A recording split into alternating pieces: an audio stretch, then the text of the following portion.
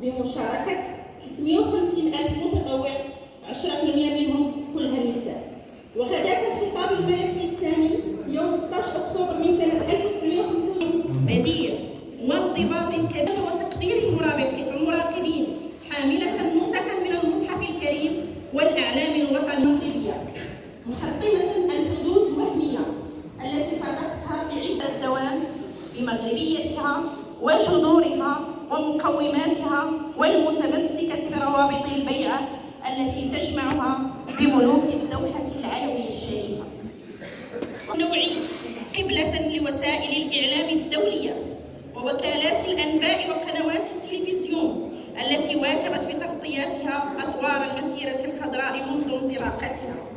واستفاضت واستجابتهم التلقائية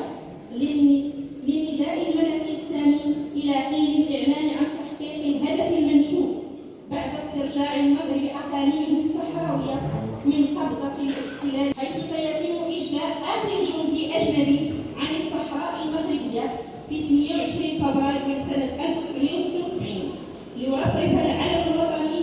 المغربي في سماء عيون الساقية الحمراء 14 غوش من سنة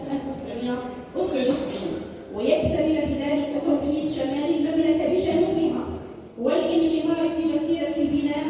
والنماء بالأقاليم الصحراوية. إن أسرة المقاومة وجيش التحرير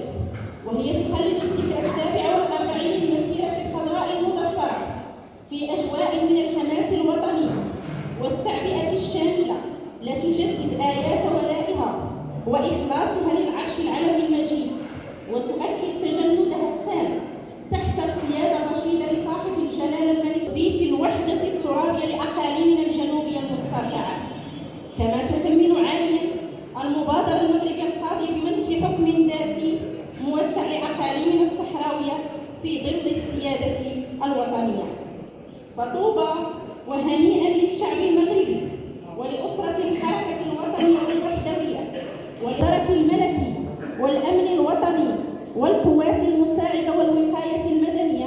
والإدارة الترابية وكل المرابطين على الحدود وفي الثغور.